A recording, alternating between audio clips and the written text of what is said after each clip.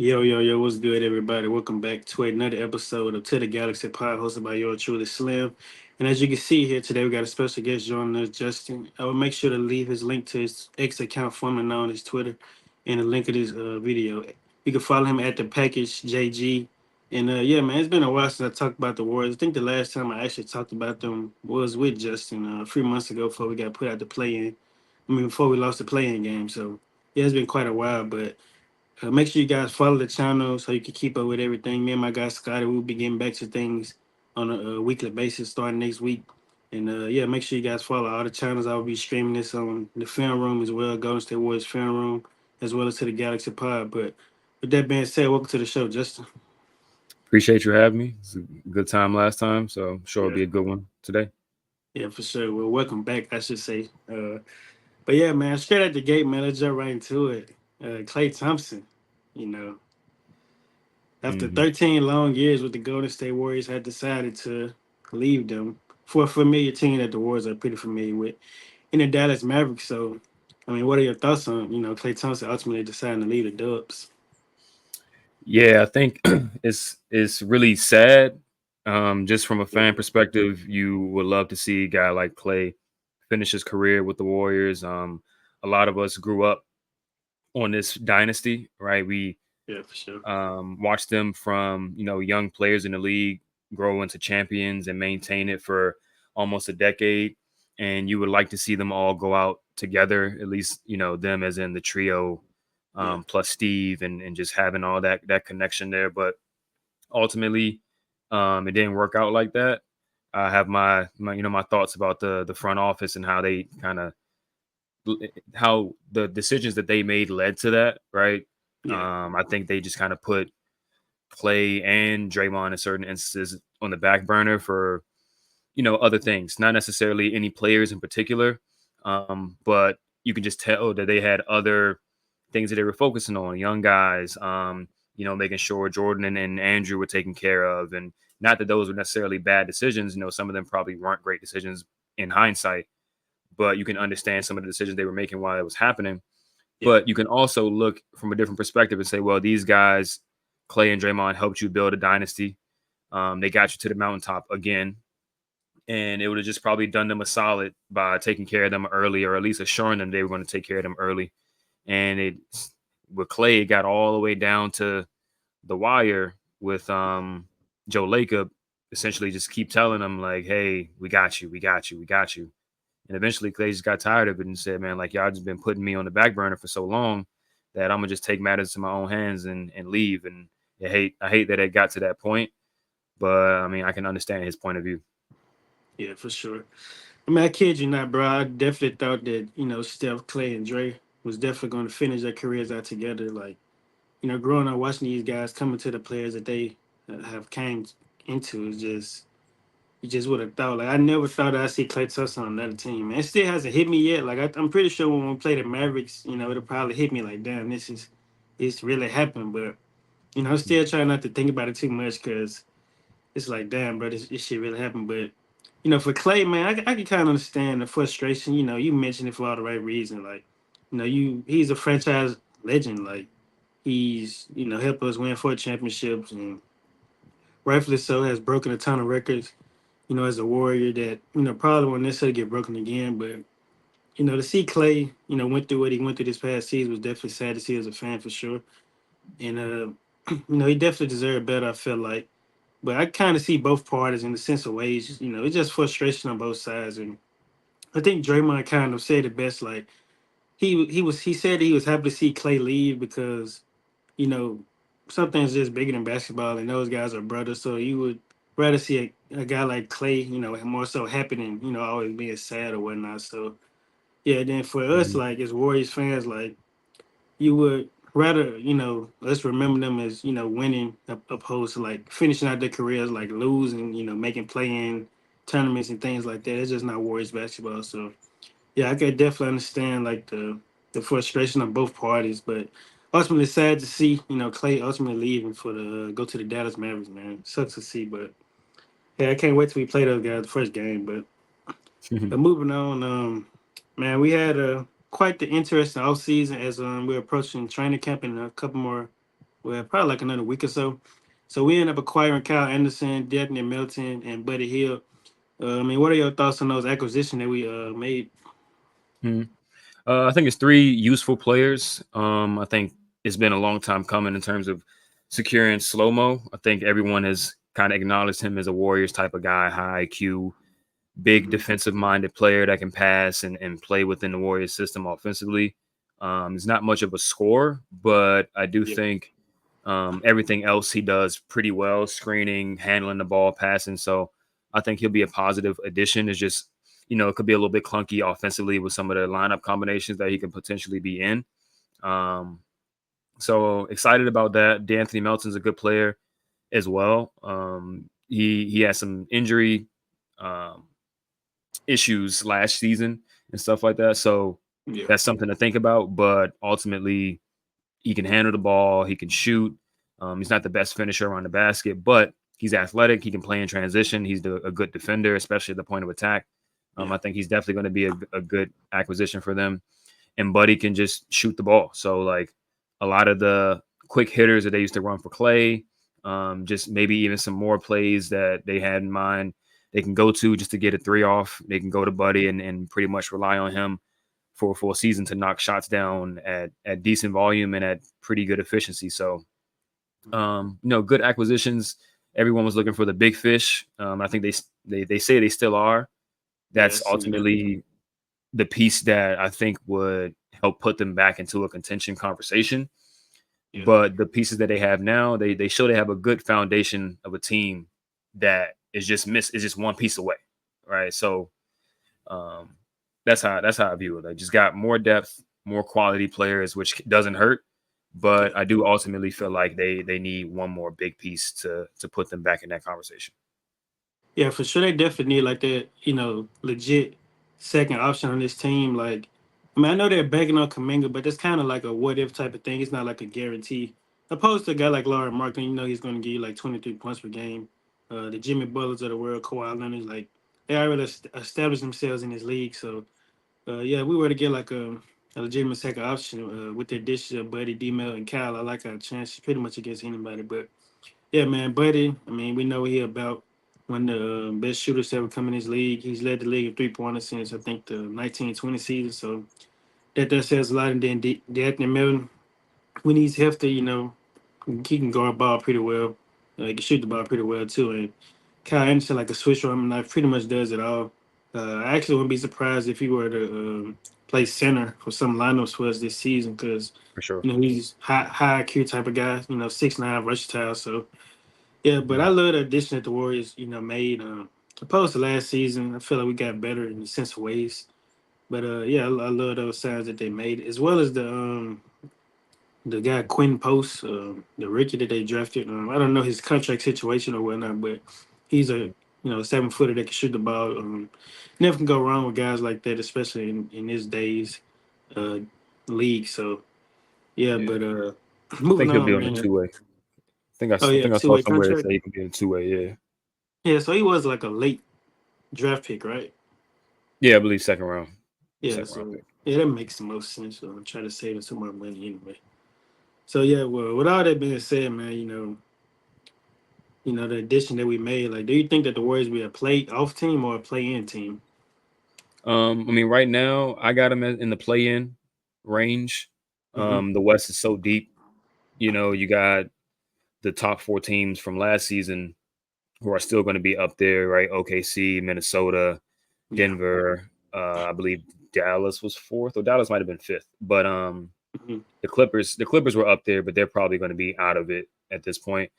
But you got ascending teams like Sacramento is going to come back better. Memphis is going to come back healthy, so they're another team that's going to be tough to keep out of the top of the standing. So the Warriors are in the mix. They got Steph, they got Draymond. That's always a potent, high level tandem right there.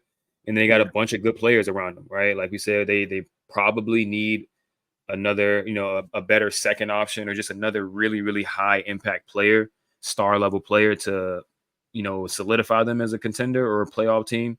Yeah. But all the players they do have, we know are all positive contributing players or could be at least And if they can stay healthy, everybody do their role to the best of their abilities, they're definitely going to win games, right? They definitely should be pushing 50 wins. It's just a matter of how much are the teams above them or that could be above them, are they going to win, right? Who's going to be pushing 60, 55, that type of stuff. So, yeah. Yeah.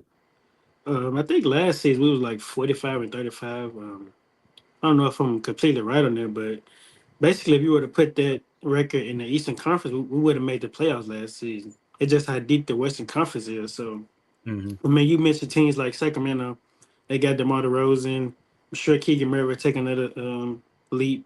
Hmm. Re-signed Malik Monk. They still got Sabonis. They got a nice squad over there, and they Hmm. definitely got better in my opinion. Signing DeMar, then you look at a team like the Grizzlies. You know they're going to be healthy. We're going to finally see, what a backcourt of Ja and Marcus Smart looks like, as well as Desmond Bane. I'm sure he's going to get better. And then they drafted Ricky Zach Edey, so they definitely going Hmm. to be making some noise out there. Brandon Clark, he's going to come back, so they got a nice squad over there, and as well as a team like the Houston Rockets. I mean, we seen the way that they closed the season last season. Like they was Hmm. rolling, man. They was winning majority of their games. You seen Jalen Green finally start to figure things out, and that was a nice sight to see. So, yeah, man, for the Warriors, we got our work cut out for us. It's not going to be an easy season by any means, and Hmm. yeah, I mean these guys. We got a lot of veterans on this team, and sometimes they can tend to play out in a good way, but then again, it cannot. Due to the fact of back-to-back games and things like that. Start to play a toll on your body and whatnot. So it'd be definitely interesting to see. Obviously, I want the Warriors to make the playoffs, so I predict that they will be in that 6 to 7 range, like playoff play-in team. So yeah, but we'll see how things go, man. But Hmm. uh, man, so we talked about that legit second option, and which brings us to basically the last question to close this podcast episode out. Is like last but not least, the young guys, Brandon Pajemski, Moses Moody, Jonathan Kuminga, and Trey Jackson Davis. Like, do you think that these young guys have what it takes to help Steph Curry ultimately get that fifth ring? Um, as in the roles that they currently in, I do not think so. I think, Mhm. all those players are going to be positive impact players, and especially this year coming up and in the years after that. But I think they're all role players, right? I think they aren't guys that's going to be like needle movers in terms of pushing the Warriors over the hump and matching Steph up there. Yeah. It's just one, it's tough for young guys to do that, period. Like unless you are in that 24, 25, 26 range, and I believe Trace is 25 or 26, but Mhm. Jonathan and Moody and Pods are all 22, 21 ish. Yeah. That is just going to be tough, right? Like for one, there's a lot of better 21, 22 year olds in the league. You look at OKC, you look at Jalen Williams and Chet. Those two guys are on a contender already. And I'm probably going to guess that they won't win it next year just because those guys are only 21 and 22 and you don't skip steps in the NBA. So there is just, I just can't see those guys making a big enough leap soon enough to help Steph get to that height, but they can, make baby steps, get to the playoffs, get to the play in and stuff like that. But we don't know how long Steph is going to be at his current level. We don't know if he's going to be this season at MVP level, right? Like we're assuming, but you never know, right? So ultimately, I will say that those young guys are good, but they aren't championship good. Um, Yeah. so Yeah. I feel what you're saying on that. I will say this though, man.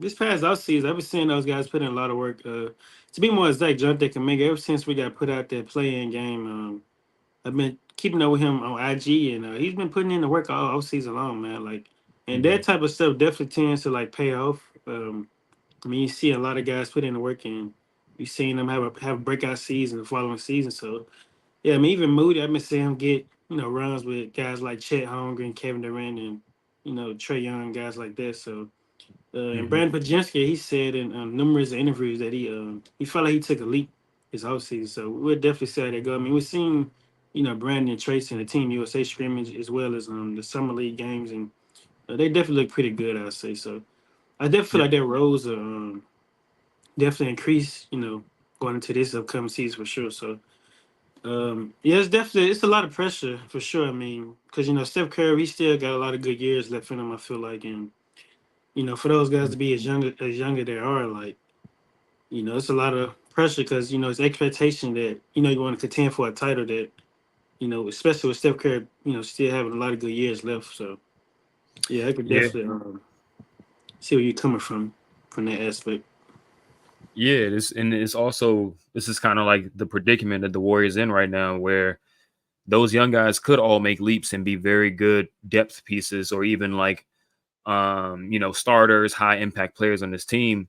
Yeah, But ultimately, without that extra high impact player, like star level player next to them, right. like just how high can they take the team? You know what I mean? If there was just one more guy or maybe two more high impact guys there, then all of those young guys, their roles, diminish a little bit, but now they become overqualified for their roles. Then they start knocking their roles out of the park, and then Hmm. it's less pressure on them. Like we saw with Jordan a couple years ago, he had so many veterans around him that all he had to do was play his game, and then he just excelled in his game, and it helped them win a championship. And even that in Yeah, itself was just a rarity. It was not something that can be expected. But um, that's why the Warriors just need that extra piece to put everybody in a proper place in terms of role, and then yeah, they would be really cooking some. But at the same time, to acquire that piece, the young guys are the only thing that can really bring yeah. that I piece know in. that. So Facts. it's both sides of that issue there. So that's the predicament that they're in. Yeah, it's definitely a tough predicament. But if it's one guy out of these four that I really hope, I wouldn't necessarily say have a breakout season, but get some consistent runs, and that's Moses Moody, man. I feel like Hmm. the past 3 years of him being in the league, he just had like an up and down career, like never really like consistent minutes by any means. Like, I mean, the brother, like obviously he's not a perfect player. He still got a lot to learn, but he got to get the reps to learn this. So and he hasn't really gotten it. And I'm really hoping that Steve Kerr, definitely get this guy at least about, let's say about 23 minutes. It'll be fine for him. And then maybe those minutes will go up, as he continue to play well or whatnot. But we'll see how things go. But Hmm. yeah, I'm rooting for the young guys. I mean, that's kind of the route that the front office chose to go.